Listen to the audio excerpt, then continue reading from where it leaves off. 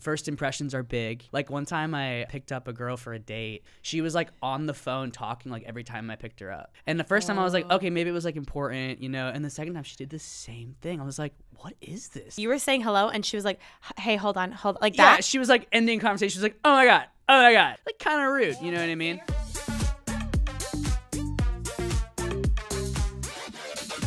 Hello, everyone. Welcome back to another week of Date Better with Heather. I am this founder of Hula, where you date better guys endorsed by other women. And today we are going to be joined by a very special guest, a literal superhero. One of the first members of Hula. Oh, is that true? That is true. Oh my God, I love this. Okay, special. So he is going to talk about later from his perspective, his top 5 dating tips for you to date better. But first, let's just get to know him. Hey. What's up, Heather? What's up, Jack? So you were on the Thundermans. That's right. Yeah. Tell us about being a superhero. It's the best. I mean, I'm still doing it. We did a movie last year and it's coming out in March, which is really exciting. We haven't been on set for like 6 years and we came back and everyone was so happy to be back. And I don't know, being a superhero is great. Like, it's so funny, like when kids come up to me and actually think I have superpowers, you know what I mean? Oh my God. And I love that. And That's so I usually cute. tell them something like, you know, I can't do it outside the studio. That's amazing. And you've done a pivot now where you are a rock star.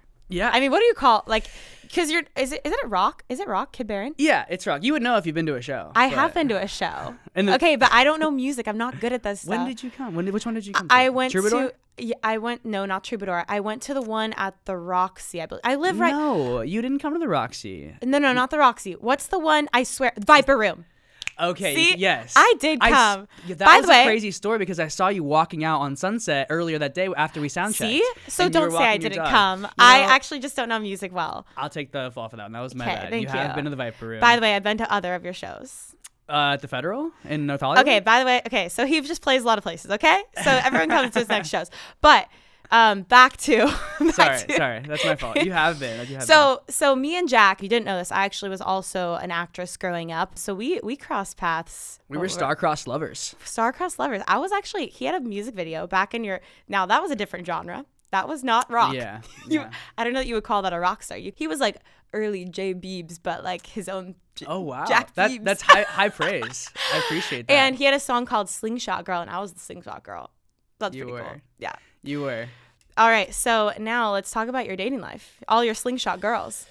All of them. There's Before we get a into your long, tips, long list. How has your love life been, especially growing up, being a child actor? I imagine there's probably had a lot of fangirls. Tell me about all that. Well, I'm single now. Okay. This is my longest stint of singleness. By the way, I'm proud of you. Thank you. I know we've talked about this before. You were like, you gotta stop dating all these girls. And I was like, I know. Because he would get into relationship after relationship. I'm like, I haven't had that many girlfriends. Okay, that's true. I've had long, Spurts. like, monogamous relationships. Yes. Pretty much like my whole teenage and adult life. It really started when I was about 15. Mm-hmm. I moved here when I was 13, about to turn 14, and just started doing acting class and meeting my friends that I still know today and kind of creating my little circle.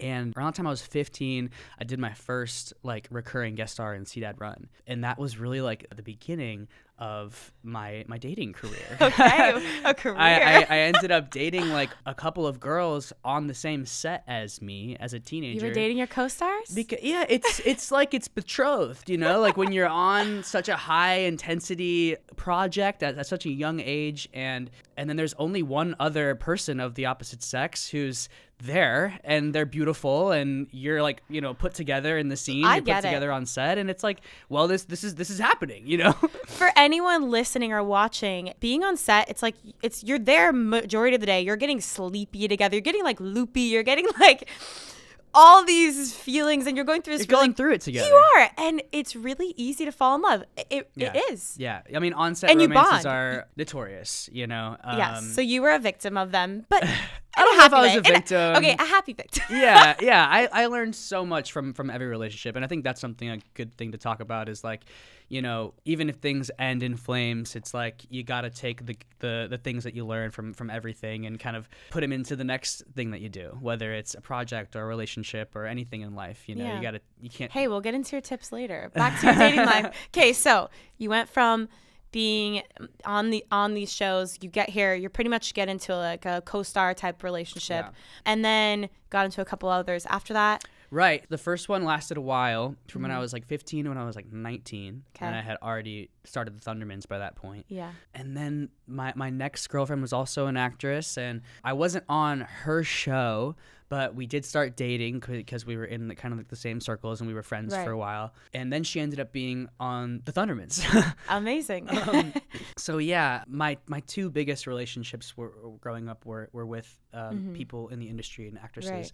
And then I dated a girl that wasn't in the industry for a while, and that was much different, but it was very short-lived. And I feel like there's pros and cons to dating people that are different, you know what I mean? The girls that were in the industry understood a lot about, you know, my schedule, about a big thing was kissing other girls on set, you know, if you're an actress, you understand that. You understand that it's just the job. And as unfortunate as it is, it's hard. Like, I've been in that same situation where my girl is, like, making out with the guy, and you kind of just have to stomach it. You kind of just have to take it on the chin, and it's really trust. It all comes down to trust, and that's a big thing in any relationship. And so being an actor and having to do that it's hard if you're dating someone not doing the same thing because they don't understand, you know. We'll have to dive into that after we get your tips, because I think that there is something to talk about with like dating a creative, like two creatives go together. I don't know, but we'll talk about that later. But before that, let's get into your top 5 tips to helping people date better.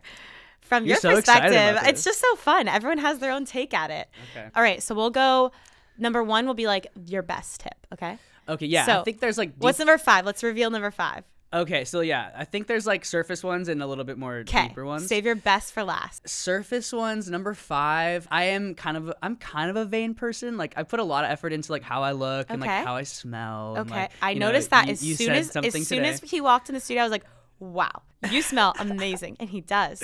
Thanks. Yes. Yeah, I. What is it? You know, it's Mason Margiela. Okay. Replica. Like, I know, I don't know. But number 5, I think, would be like all the kind of superficial things. Like, get your nails done, you know, like put effort into your outfit, have a nice perfume. Like, same thing with guys, have a nice cologne. I think first impressions are big, you know. Look them in the eye, you know, don't be on your phone. Like, one time I picked up a girl for a date, like 2 dates in a row. She was like on the phone talking like every time I picked her up. And the first time I was like, okay, maybe it was like important, you know. And the second time she did the same thing. I was like, what is this? Like, what does she think this is? So like you were saying hello, and she was like, hey, hold on, like that. Yeah, she was like ending conversation. She was like, oh my god. Okay, I did. I did go on a date, and I was talking to my mom, and then right before I walked up, before I stepped up, I said, bye mom, I love you, and I hung up the phone. It wasn't, and then I walked up. It wasn't like that. No. It was worse. I was like, shoot. And that's your mom, like, you know, she was obviously like talking to her girlfriend about something, and she didn't end the conversation like as she was coming up. She was kind of like already at me. And I was kind of like waiting for her to get off the phone. Like, kind of rude. You know what I mean? So your first tip is kind of pay attention to those little details, whether that's appearance and kind of how you approach a person first. Yeah. I think the industry has made me kind of superficial in that way. You know what I mean? Like, you know what? I think everyone's a little superficial, and it's just like people don't want to say that. I'm like, everyone cares about. You should take some effort into making yourself be presentable and feel beautiful. This next thing I would say, communication. I'm a big, like, when I was a teenager, I used to text all day. Just like all day texting. If I wasn't texting her all day, like something was wrong. And I was kind of conditioned to be that way by my first couple girlfriends. And I think a big thing is like not doing that these days, and like kind of letting them live their own life and missing each other, and like, you know. So what is your number 2 tip? Give me it in a sentence. It's about communication, and I think giving each other space, and also doing phone calls and FaceTimes. Okay, so your number 2 tip is to weave in some phone calls and FaceTimes in lay of text. Yeah, exactly. Wow. Yeah, I think it's just like a little bit more personal, and it shows. That's so adult of you. It shows them that like you're willing to like put yourself out there, and like maybe have like an awkward conversation on the phone if they're being awkward, if you're being awkward. It's like phone calls are harder. What if they say they hate phone calls? Because I will say, oh, it's over. Yeah, so that's a big thing for you. That's a deal breaker for me. That's a thing though. People are like, I hate when people FaceTime me. I hate when people call me. I mean, you're like, then you're not for me. Yeah. If I FaceTime a girl and she doesn't want to be on FaceTime and I just met her, I totally understand. But if you're dating and like you know her, and if you're friends and you're trying to like kind of take the next step and they don't want to be like see their face, it's like, okay, question. Do you randomly FaceTime? No. Okay. Not randomly. What if I randomly call, but I won't randomly FaceTime. Okay. Yeah. So you plan those out. Because I think that's a lot of girls are like, oh my God, if a guy randomly FaceTimes me and I'm not dressed up, they're like that's so rude that he did that. I think it's just unaware. I don't think it's rude. Yeah, I think some guys just don't understand the mental space. See, of a I'm the woman person sometimes. that like I answer when I have like I look disgusting. My mom's like, "That's so embarrassing, Heather." I'm like, "Well, they called me randomly, so what am I not gonna answer? Like, this is me. They're gonna figure out soon enough." Obviously, like secure with yourself. Yeah, you know? But I know for a lot of girls, that's a big piece. Is like, I mean, my mom listening, she's probably like, I'm about to put her down. I don't mean this. I mean this with love, but like she is one of those people who like she doesn't like to leave the house without makeup, and she gets a little more. And I always get mad at her because I'm like, you're so beautiful. You don't need anything. And so I think I've had to be more understanding that not everyone has the same stance as me. And that's okay. Yeah, it's a thing. So I think just, if you're a guy and you like the FaceTime, you like the phone call, just be mindful because some girls are maybe not, it's just they care. They want to shield themselves a little bit. That's okay. It's kind of cute. That's okay. And then eventually you're going to see the no makeup off and you're going to be like, you better be like, you're so beautiful. Yeah, for sure. You have to. All right. What is your tip number 3? I would say if you're getting into dating someone, one thing that I try to do, and I don't do it all on my own, sometimes I get help, but I like to do like little gifts and little like cool things. Okay. Like this is kind of goes with like planning stuff, how girls always want you to plan stuff, but also like take it one step further. And like I wanted to do something with this girl around Christmas time. I didn't know what to do, and I didn't want to just be like, come over to my place, No. No go. So we went out, and my friend had told me that he just got gingerbread houses for him and his girlfriend. Okay. And I was like, that's perfect. I'll get us gingerbread houses, and we'll build gingerbread houses. And like just very like little. a double date, or you were like, you took the idea. You're like, wait. I took the idea. Okay. I took the idea, and sometimes you have to do that. Like it's not a solo journey out here. You need friends. You need help. So, and it's just a fun activity, things to do. Absolutely, so cute. I think little things like that, little messages, I hand wrote a note recently in the past few months. Those always go over really well. I will say there is something about like, because guys, that's not necessarily for like first nature to write a note or like do something that's a little more like that. So as a girl, when we receive that, it's like, wow, like they really thought of me and like made me feel special. I think it's a really, I don't know, it goes far for women. Yeah. I know. I'll tell you the story. It's really cute. Tell me. We like stayed up late at like a bar the night before, and I already had like a second date planned with her. And this was a few months ago, and I knew that where she worked. She told me where she worked. And she teaches like a class of sorts. And I went in there the next morning, and I got her Starbucks, and I left it there for her. And I had a little handwritten note, and it said something like, we were up late, meet me here tomorrow for our second date. It was like something like that. And that's sweet. She loved it. She ate it up. So little things like that for girls and guys. I think guys even can appreciate like thoughtfulness like that if you have like a sensitive guy. If you have like a linebacker, like probably not. But and I think there's something to leaving a note instead of texting her that. Oh yeah. Because I don't know, there's something like sexy about it. I came to her spot, right? And I was there, yeah. And then she didn't see me. Obviously, like build some rapport. I'm like, what am I saying? Why is this word not coming to me? Yeah, like I'm sure you knew her pretty well by that point to know where she lives. You can't come in with that from the start. Yeah, you gotta play your cards. You gotta play your cards right. And that is a whole other topic of like this game that we play and like how much is too much. I think the play your cards right. We mean that in a way of like if you met from a dating app and you're already showing up at her house date 2, maybe not. Like if you're not at that level, read, like, I think especially for women, we get like our safety. It's so you already been to our house, so that made sense. But like if a guy somehow figured out my address, I'd be like, oh Lord. Weird. I just mean even more like along the lines of like a lot of girls will be like, oh, he's too into me, like he's too much, and like he used an explanation point, and it's like. He needs a what? He's using explanation points. Just like little things like that where girls are very like, no, it's too much. Oh, he's much. Using exclamation points. Okay. Yeah, okay. You know what I mean? Got it. And I think it's hard. It's hard for guys. It's really hard for guys these days, especially in LA, to kind of ride this line of of getting girls interested, but not being too much. And that all depends on the girl for sure. I think we all really overcomplicate a lot of it. I think it's like a vibe. You either have the vibe or you don't have the vibe. If it's coming easily, it's probably good. If it's not, probably or and it might not be a match. Yeah. That brings me to my next one. I just realized what it's going to be. This is number 2. What is it? Number 2 Are you coming up with these on the fly? Yeah. I thought about it. Stop it. I love it. Okay. It is don't ignore the red flags. Ooh, okay. Yeah, I think it's a big elaborate. one. I think it's a big one that we all do, like when we see stars in our eyes, and maybe you're seeing someone who there's a lot of like boxes checked, or like the surface things are there, or like they know friends that but you fail to see things that really right away tell you that it's not really going to go anywhere. Someone told me recently, it might have been my mom or someone who was my elder, was like, you always end up breaking up with the person. I was just going to say this exact for the same reasons that you found in the beginning, or something like that. I was about to say that. Yeah, because they don't really go away. I mean, every relationship that has not worked out, I knew it. Like, why we broke up is exactly what I saw in the beginning. Yeah. But I just was like, we ignore those red flags. We want things to work out. We're blinded by love. What's a time that you did that and now you wouldn't do that again? I know that in the past you've mentioned kind of going for girls that are maybe not so nice, but you kind of overlooked that. Is there something that appealed to you about that, and now you're like, I would not do that again?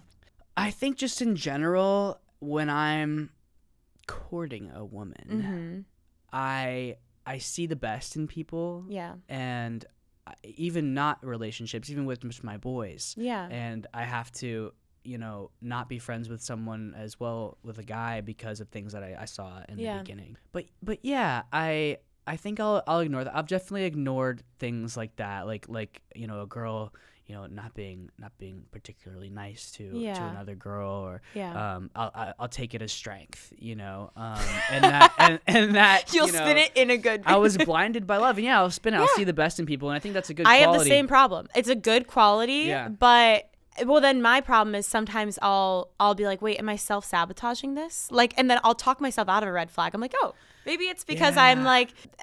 I get that. I feel that. Recently, my most recent ex-girlfriend just moved away. Moved out of town. And how did that feel? Really bad. Why? Because I still had feelings for her, but it just was the wrong time and the wrong place. And we were a good match, but we've been broken up for a couple years now. We've stayed in touch, and I just have the most respect for her, and I love her still. And so when she moved away, I had to really think to myself of, am I running from love? Like what you're saying, like, am I self-sabotaging? And it's a really hard thing to know, like I feel like I've run from love in the past, and I feel like I would have been married by now. Like a lot of times I think that when I was a kid, I thought that I would definitely like have a wife and maybe even a kid by like my late 20s, but that hasn't worked out that way. It hasn't been the way. You know what's helped me with that thought? What? And I know that you're a Christian too, so I feel like what's helped me is just like knowing that peace feeling, like and like whether it's your career, I think you probably have a lot of peace around that. Like you're supposed to be doing this. Right. You're supposed to be in music. Yeah. I think you have a lot of peace around that. For me personally, I have that knowing, that peace that I've felt in many parts of my life. And I know that in love, I haven't felt that yet. And I'm trusting that God will bring me that peace when it's right. Yeah. So as much as in my head I self-sabotage things, and I'll be like, maybe it's at the end of the day, like I don't have peace about it. And so sure, there's elements where I can like dive in and be like, why do I feel that way? And like really introspect, but at the end of the day, I still don't have the peace about that person. And so I'm just trusting that like in other parts of my life, God will give me that peace when it's right. So even though there's things that happen, like your ex moving out of the state or things, if you don't have that knowing like you do, I think that, sure, we can talk ourselves out of that, but I think that you're going to have that with the right person, and maybe it is that person. I don't know. But no, that's a really good point. I think peace is a huge part of being sure in life. And I do have that with like my career, but I've really never had that spiritual peace like you're talking about with a partner. And I've told myself recently, when I read the Bible or when I pray, that like the next person that I really take seriously, like I'm really not going to consider anyone who doesn't have a relationship with God. Because I feel like those things, you can kind of ignore those things. Like I've dated people and just kind of ignored it, like, oh, like we'll figure it out later. Same. And you just end up wasting your time. And like if that's one of the top things that you want in someone, like just don't waste your time. I've been a victim. I've done that where I've just been like, oh, that's fine. Yeah, it's fine. But it does matter in the end. And like your wants are, we're like the same age, and like I feel like now we don't really want to waste our time as much. It's not really just having fun. It's like, okay, well, like I'm gonna be 30 soon, so like what's going on? Let's like get this show on the road. Totally, yeah. But I think that's all part of growing, and it's all part of the journey. Yeah, it is. Figure out what you want. Okay, are we on the last tip? We're on number one. Number one. Ooh, this is gonna be good. Number God, he's coming with it on the spot. Every time. I've had it. It sounds basic. We'll get into it, but just work on yourself. Don't look so much. I think that I've spent a lot of time looking. Yeah. And I've always found someone when I wasn't looking. And people say that, but it's hard to really implement, and it's easier said than done. The way I view it, and I've like talked to my friends about this, when they're having dating troubles or love, or they're depressed or anything really. The idea of like, everyone wants all of the existential things to be happening in their life. They want their career, they want their love, but they don't really like focus on what's happening here and what's happening in your day-to-day life. And I've like described it to people like this, like, and I try to take my own advice. Sometimes I lose sight of this, but I think those existential things, all the things that you want, will only like grow alongside you, and you only see those things start to happen when you're doing the work on yourself. You know what I mean? Like all these things that you want, I think it's all real, and like I'm a big believer in like anything you want in life, you manifest it, you pray about it. Like absolutely, it's there. Your dreams are not by mistake. It's there for you. It exists, but you have to be doing the things every day to get yourself there. Absolutely. So I think when you work on yourself, all those things start growing with you. And by the way, when you start to work on yourself, you'll start to see people leave your life, because you really the environment that things happening are a mirror of what's going on inside. Yeah. And so people will either leave your life, like you're saying, because they don't really want that comparison and want someone in their life that's really doing well, and then you'll see people start appearing in your life noticing you. Yeah. You know what I mean? And that's how you really attract someone. And that's what happens with love too.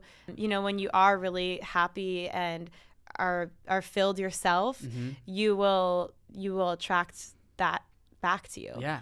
And so sometimes that does show up in a way of losing people too, which is okay. Yeah. So sometimes that might mean you as a person, you might not be in that relationship anymore, or whatever that looks like. But that means that something really good is there. Absolutely. If a door is closing, a window is opening. I believe that. Yeah, I believe that. For sure.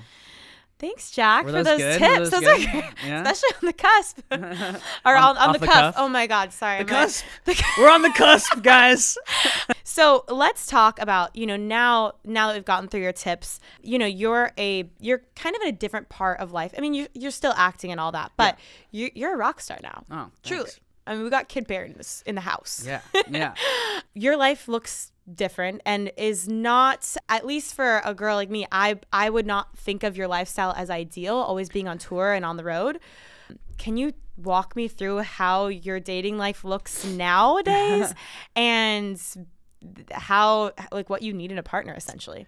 Okay, it's not too much different. I mean, you say always being on tour. I've only done one tour. Okay, it was in November. But your goals are too. Yeah, I think that's that. It'll get there. Yes, I do. I think we'll get on another one this year, an even bigger one, and hopefully, just keep doing more. That's really what I want for my life. Like I've found that my first love was acting, and then I really went through tragedy in my own family and my own life, and that inspired me to do music. And so and you're incredible. Like anyone listening, I mean, you are so, I text you this, like on stage, you're truly, it's like you light up the whole, I can't even, you fill the space. Thank you. You're really, really talented. Thank you. And we've gotten so much better since the past year. You know, we headlined the Troubadour in July, and we did our first tour in November, which just got us really tight and comfortable on stage. And then we just did the Roxy last weekend. But this lifestyle is gnarly. I mean, yeah.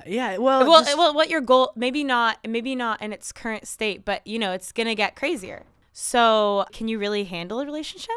The question is like, could they? You know what I mean? That's like, okay. I can handle it. It just has to be the right person. You know? Okay.